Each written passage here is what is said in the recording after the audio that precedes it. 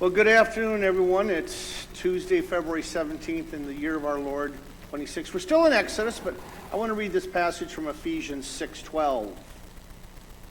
For our struggle is not against flesh and blood, but against the rulers, against the authorities, against the powers of this dark world, and against the spiritual forces of evil in the heavenly realms. As we look at this passage in Exodus today, we're going to really see that it's God, our God, capital G-O-D, versus the many small gods, small G-O-D-S.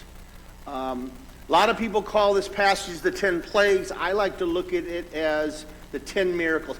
God will always win spiritually, and yet sometimes you may say in America, it looks like the evil one is going to win. It's the top of the eighth, but God will always win the battle.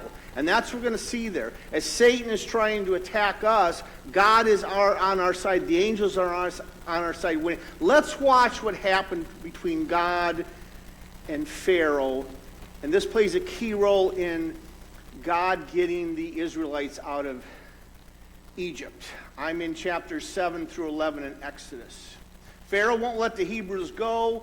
Again, it looks like God's not winning here. But again, he is. And let's quickly look at the 10 miracles. Now, during these 10 miracles, it's actually not 10 days. It's about a 9-month period that all of these miracles happen. Pharaoh's heart continues to get harder. And all of these plagues will fall on the Egyptians. Not one of them will fall on the Hebrew people. Now, I'm going to go through these pretty fast, but I think it's important. There's 10 of them. The first one is where Moses and Aaron take the water and they pour it in the Nile, and everything turns bloody. Now that's the water god Nilus. I'm going to mention that's the water god from Egypt. God defeats that by every bit of running water is what? It is bloody. They can't drink water for that week. So God wins there. It doesn't stop there. Pharaoh's not letting them go. The second miracle, frogs. You find that in verse 8:6. Hecht, H-E-K-T. I want to give you some of these names. You don't have to write them down, but don't worry. Hecht is a goddess of reproduction. And there's millions, if not thousands and thousands of frogs. Miracle number 3 is the lice or the gnats. That's from the god Seb. Again, these Egyptians worship Seb, and he's a god of the earth. It continues, the flies or the beetle. From verse 8:24, the name is Kephara. That was a sacred beetle that they worshipped.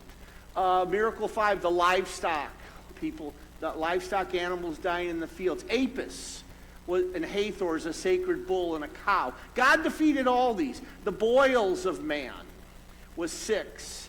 Hail was 7 from Shu, the god of the atmosphere. Locusts from Exodus 10:14.